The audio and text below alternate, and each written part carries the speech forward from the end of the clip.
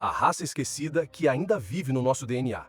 Você já ouviu falar que uma raça de humanos superiores simplesmente desapareceu da nossa linha evolutiva, como se nunca tivesse existido, mas ainda deixasse marcas escondidas dentro do nosso sangue? A ciência nos ensinou uma história limpa sobre a evolução humana, começando com o Australopiteco e chegando ao Homo sapiens, um progresso lento e lógico que termina em nós. Mas em 2008, em uma caverna gelada na Sibéria, um fragmento minúsculo de osso fez essa narrativa tremer. O que parecia só mais um resto de Neandertal revelou algo completamente diferente, um tipo de humano que não se encaixava em nenhuma categoria conhecida, um povo que não aparece nos livros de história, uma linhagem oculta, poderosa e misteriosamente apagada. Hoje, em O Enigma Global, você vai descer comigo até essa caverna e descobrir a história proibida dos denisovanos, a possível raça de super-humanos esquecida pela humanidade. Tudo começou com algo tão pequeno que poderia ter sido ignorado. Em 2008, no interior da caverna Denisova, na Sibéria, arqueólogos retiraram do solo um minúsculo pedaço de osso de dedo. Nada indicava que aquele fragmento mudaria a história oculta da nossa espécie. Parecia apenas mais um vestígio de Neandertal, talvez até de um humano moderno. Só que quando os geneticistas sequenciaram o DNA daquele osso, algo inesperado aconteceu. Não era Neandertal, não era Homo sapiens, era outra coisa. O DNA revelava uma linhagem distinta, uma espécie humana que ninguém sabia que existia.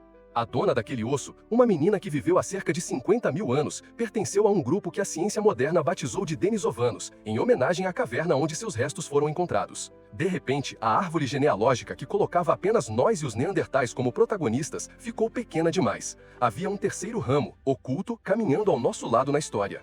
E o mais perturbador não foi a sua existência, mas o rastro que eles deixaram dentro de nós. Estudos genéticos mostram que populações modernas do Tibete, da Mongólia, da Papua Nova Guiné e da Austrália podem carregar até 5% de DNA denisovano.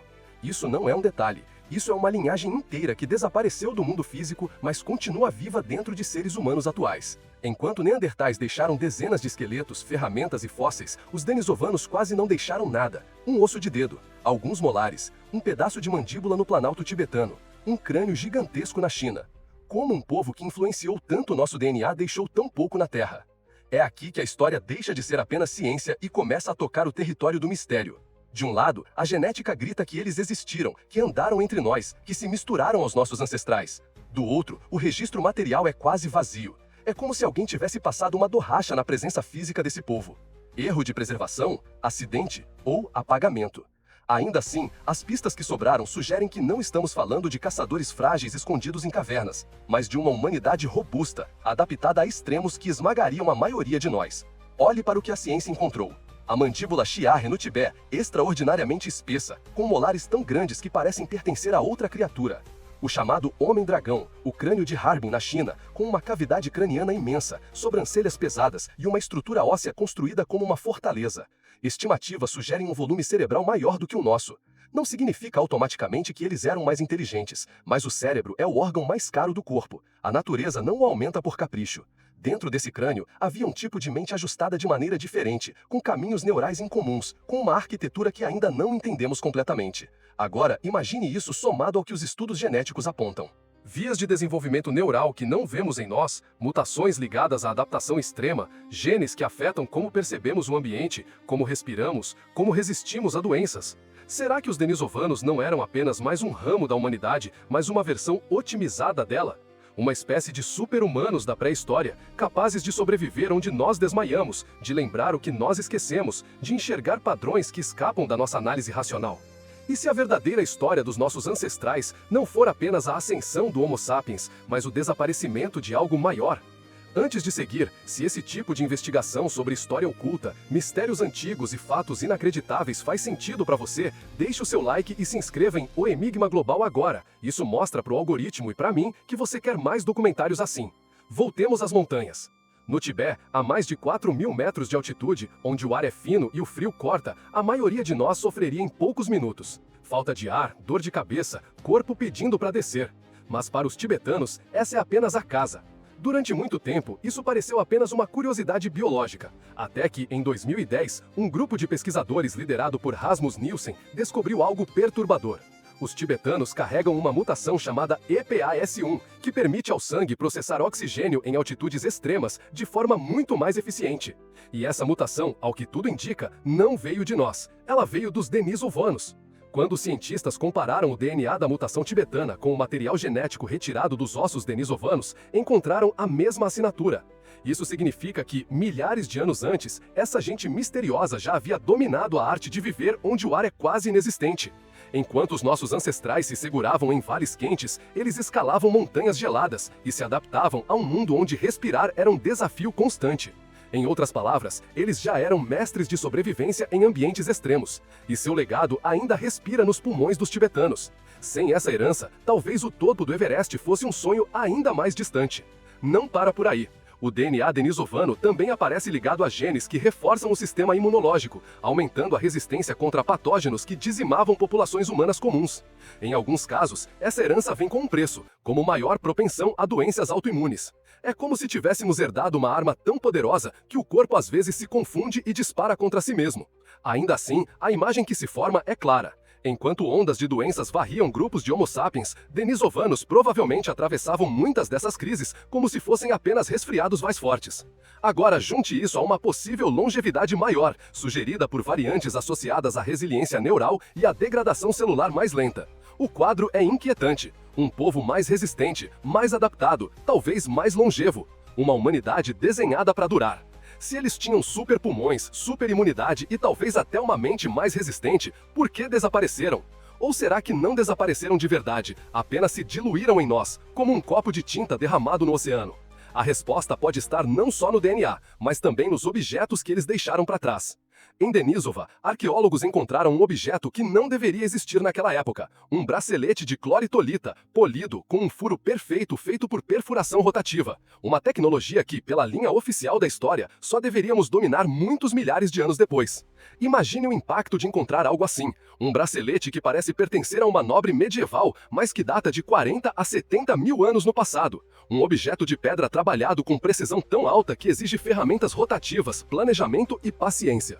A interpretação mais lógica é que isso exigia um nível de engenharia e sensibilidade estética bem acima do que costuma ser atribuído ao chamado Homem das Cavernas. É como encontrar um aparelho moderno em um túmulo antigo.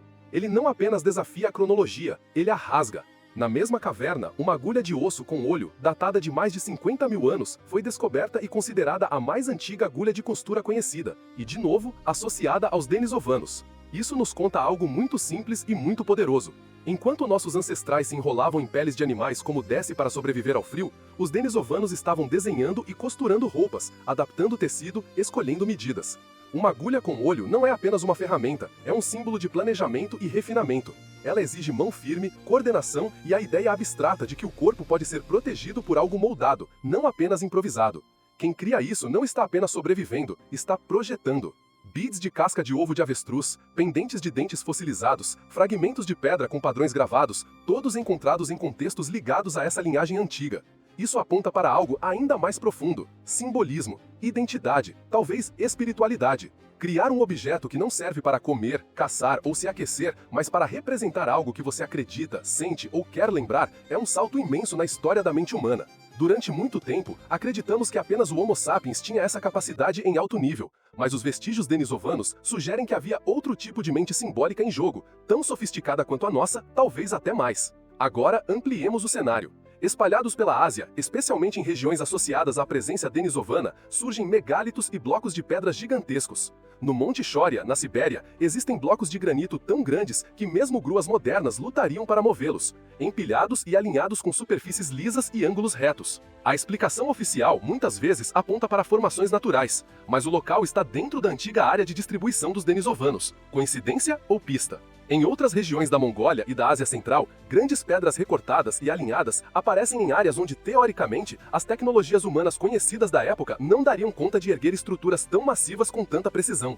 Algumas dessas estruturas parecem ter alinhamentos astronômicos, orientadas para pontos cardeais ou para nascer e pôr do sol em solstícios. Isso exige observação do céu, matemática intuitiva e, principalmente, transmissão de conhecimento de geração em geração. Quando comparamos essas construções com outros monumentos famosos, como Stonehenge, pirâmides ou calendários de pedra, a pergunta surge quase sozinha. Será que essas ideias surgiram separadamente em cada cultura, ou será que houve uma linhagem de conhecimento mais antiga, uma espécie de matriz que se espalhou pelo mundo?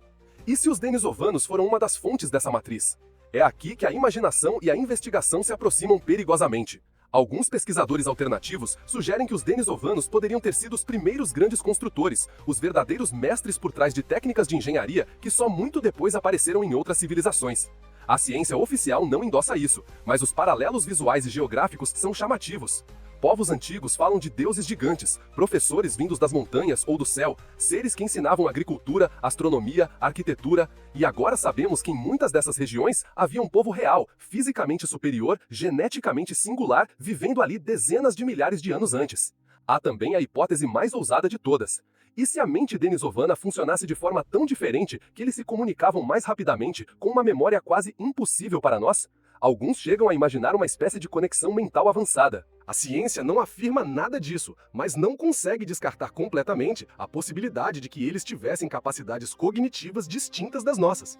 O que sabemos é que eles tinham cérebros grandes e genes diferentes, e que suas contribuições genéticas ainda influenciam nosso corpo e, talvez, de maneira sutil, a nossa mente. Se essa herança está espalhada entre nós, por que não vemos pessoas manifestando poderes extraordinários o tempo todo? Talvez tenhamos diluído demais essa carga genética. Talvez a forma como vivemos em cidades sobrecarregados de estímulos e toxinas simplesmente não permita que certas capacidades floresçam. Ou talvez essas habilidades estejam em um patamar tão sutil que as confundimos com talentos naturais, memória excepcional, intuição fora da curva. Em vez de pensarmos em poderes de filme, talvez devêssemos pensar em pequenas vantagens invisíveis, herdadas de um povo que sabia sobreviver onde nós mal conseguiríamos respirar. Mas a grande pergunta continua: o que aconteceu com eles? Se eram tão adaptados, tão resilientes, por que desapareceram como grupo independente? Aqui, a história oficial e a história oculta se cruzam de novo. Sabemos que por volta de 40 mil anos atrás, as evidências denisovanas praticamente somem. E, ao mesmo tempo, Homo sapiens se espalha pela Ásia. Toda vez que duas espécies humanas se encontram, a história tende a ter o mesmo final. Uma delas fica, a outra desaparece ou se mistura até perder o nome. Alguns cientistas acreditam que nós simplesmente os superamos em número e organização social, ocupando territórios, competindo por alimento e recursos, até que eles foram sendo absorvidos ou empurrados para áreas cada vez mais marginais. Outros imaginam cenários mais sombrios, conflitos diretos, massacres, uma espécie de genocídio pré-histórico. A verdade é que não temos provas definitivas para nenhuma dessas possibilidades. O que temos é um silêncio estranhamente conveniente. Um povo poderoso desaparece justamente quando nós surgimos em força máxima. Existe ainda outra hipótese, mais alinhada com as lendas. E se eles não foram destruídos, mas recuaram? Histórias do Tibete falam de reinos escondidos em montanhas e vales secretos, como Shambhala, morada de seres avançados que se afastaram da humanidade comum. Mitos mongóis falam de ancestrais que desapareceram em cavernas profundas, prometendo voltar quando o mundo estivesse pronto. Povos de várias tradições falam de professores antigos que se retiraram após ensinar o que podiam. Quando juntamos isso à ideia de uma catástrofe climática global, como o evento Younger Dryas, com quedas bruscas de temperatura, inundações e colapsos ambientais, vemos o cenário perfeito para o apagamento quase total de uma civilização pouco numerosa, porém altamente especializada. Imagine montanhas desabando, fortalezas de pedra sendo engolidas por deslizamentos, vales inteiros inundados, comunidades inteiras obrigadas a fugir para qualquer lugar onde ainda fosse possível respirar, comer e beber.